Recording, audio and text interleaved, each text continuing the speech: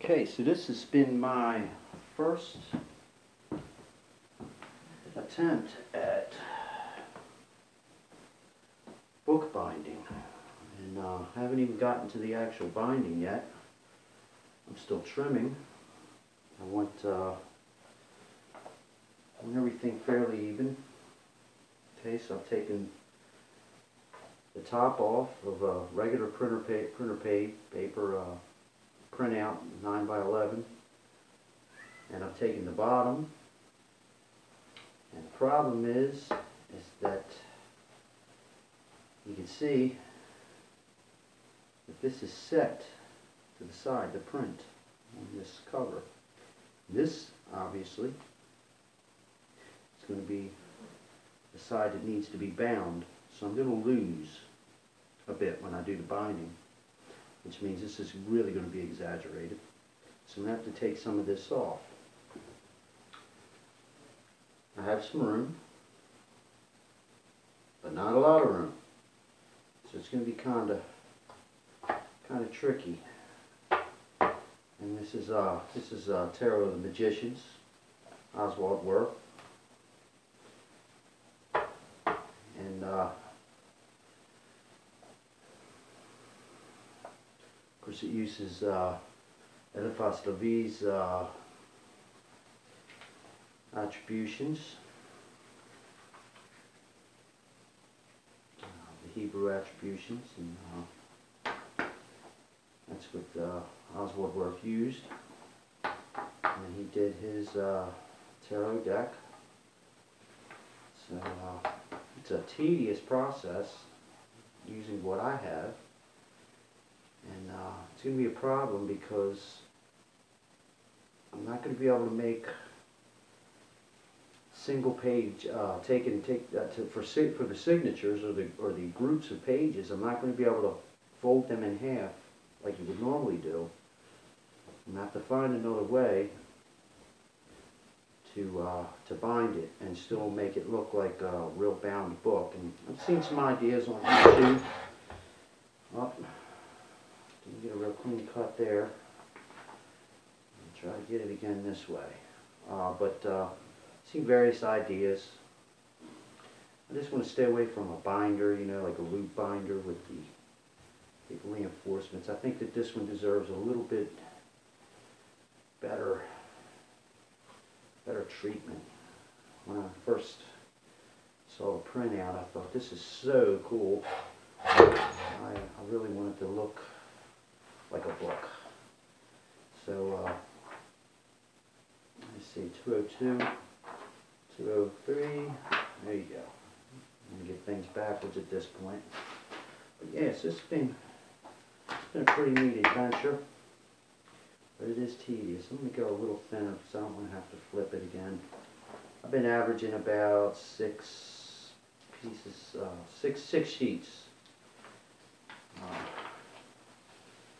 per. Okay, yeah, this one's going to go next. With this cutter, because it's not real deep. And when this blade gets down to this end, it seems like it's not quite cutting through. I guess I need a bigger paper cutter. Okay, 213, flip it around, so stay in order. And then here's the last 3 pages on this cut. And I have another cutter over there. It's a cheapie I picked up from I don't know, for maybe 20 bucks. I'm going to clean this top edge off where I used the other cutter. Didn't cut those crisp. But anyway, I used a cheaper cutter for the first process, first stage of this process, and it took forever, and I really wasn't that happy with the outcome. It took a lot more work. This old school kind here. So yeah. So now what I have is I have top side. It's cut about where I want it. The bottom is cut. Okay? And again, I'm going to be obviously binding this side. And as you can see, this is it's a little crooked. And it's not in my favor. If it was kicked over this way, it would be in my favor. I could leave it alone. But there, and you see this even over here. We got a little bit more space. This is set back to where the binding is going to be. So it's not good. That way I'm going to have to take some off of here to compensate for the binding. So, like I say, it's pretty neat. I don't know how it's going to turn out yet. I'm doing the best I can. And I'm probably going to have to use the other cutter that I don't like as much because it is deeper this way. And see here, I have this last little edge down here. Let me see. And I still haven't even figured out the measurement that I'm going to need yet, but get a pretty good idea by looking at where the print is going to end. Yeah, see that there? So on this scale, if I go about 8 inches over here, I think that might be the magic number. And I'm following the grid here. It looks pretty squared up. Let's go ahead and give it a try, see what happens if I can get this thing to cut all the way down to the end here. With how many sheets here do I have? Let's see, 1, 2, 3, 4, 5, 6. I've managed to get 6 pretty good with this one, so let's try it. Let me go ahead and get this back where it's going to be bound at. And I think I said 8. Let me see if I could find that grid right there. This grid line right here. Maybe we'll stick with that. Let me see what that looks like up against the blade down here.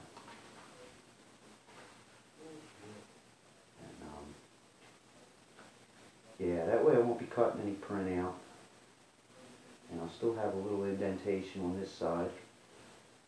I don't know all my book jargon yet for making books.